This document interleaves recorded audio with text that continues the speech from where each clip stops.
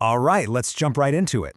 If you've ever felt like studying dense pharmacology is literally your own personal winter of despair, well, you're definitely not alone. It's tough. But hey, thanks to awesome MedEd communities like Confused Neuron and our trusty whiteboard approach today, we're going to make this explainer an absolute breeze. Our golden rule here? We write what we say and we say what we write. We're going to break down these crazy complex concepts so they actually stick in your brain for good. So here's our game plan for today. We'll kick things off with an intro to general anesthesia, then look at the epic battle of the body versus the drug. After that, we'll hit the levels of sedation, the 4 classic stages of anesthesia, how these drugs actually work in the brain with their mechanisms of action, and finally, we'll wrap up with some absolutely crucial patient factors. Okay, part 1. Intro to general anesthesia. What are we actually trying to achieve here? So, what exactly happens when you go under? You know, we casually call it going to sleep, right?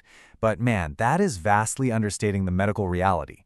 It's actually a completely reversible, highly controlled state of central nervous system depression. You're not just taking a quick nap. Your brain's ability to perceive and respond to the world around it is being actively and intentionally shut down. Let's actually get this up on the whiteboard, because it's super important to remember. The 5 major goals of anesthesia are sedation and anxiety reduction, amnesia, or just lack of awareness, skeletal muscle relaxation, reflex suppression, and analgesia, which is just a fancy word for pain relief. Now, here's the catch. Because no single magical drug can safely give us all 5 of these at once, we've got to mix and match different categories of drugs to get the perfect cocktail. It's basically a precise chemical symphony. Moving on to Section 2, Body versus the Drug, we're talking kinetics and dynamics. We've got 2 giant concepts to tackle here. Pharmacokinetics, which is what your body does to the drug, versus pharmacodynamics, which is what the drug actually does to your body. Keeping these straight is absolutely crucial. So let's use a quick mnemonic trick. Use the D in pharmacodynamics to remember what the drug does to the body. Boom! Easy, right? Everything else is kinetics, the actual physical motion of that molecule traveling through your system. If you follow the arrows on this timeline, you'll see the complete life cycle of pharmacokinetics. You probably know it by the universal acronym ADME. That's absorption, distribution, metabolism, and excretion. Basically, the drug has to cross a membrane to get inside, then it distributes through the blood to your tissues, gets metabolized or broken down by the liver, and finally, it's excreted and eliminated by the kidneys. But hold on. Here is a classic trap you're almost guaranteed to see on a test. Check out this quote. Absorption requires crossing a membrane. Intravenous medications do not cross membranes, they are not absorbed. Do not fall into the trap of thinking an IV drug has the fastest absorption rate. Technically, it skips the absorption phase entirely by going straight into the bloodstream. Don't make that doofus mistake. Now let's talk solubility. We've got lipid-soluble versus water-soluble drugs. A lipid-soluble drug, it's going to slide through a cell's fatty membrane like a hot knife through warm butter. Though, side note, it does need protein carriers to hitch a ride through the watery blood. A water-soluble drug, on the other hand, floats freely in the blood plasma perfectly fine, but it totally hits a brick wall at that fatty cell membrane. It's kind of like showing up to an exclusive club, but you aren't on the guest list. You need a specific receptor on the outside to get your message inside. All right, Section 3, the levels of sedation. Let's look at the clinical progression. We can see a distinct progression here from minimal all the way down to deep sedation, and we evaluate this through mentation, airway competency, the respiratory system, and cardiovascular stability. But what's really critical to take away from this is just how incredibly subtle and unpredictable the jump between these levels can be. Seriously, a patient can slip from moderate to deep sedation in an absolute heartbeat. That means the provider has to constantly, and I mean constantly, monitor the airway and breathing to intervene if things go south. It is a highly active process. Which brings us to Section 4, the 4 stages of anesthesia. Let's break down the classic stages. Watch the progression closely on this timeline. We start in Stage 1, analgesia, and then move right into Stage 2, excitement.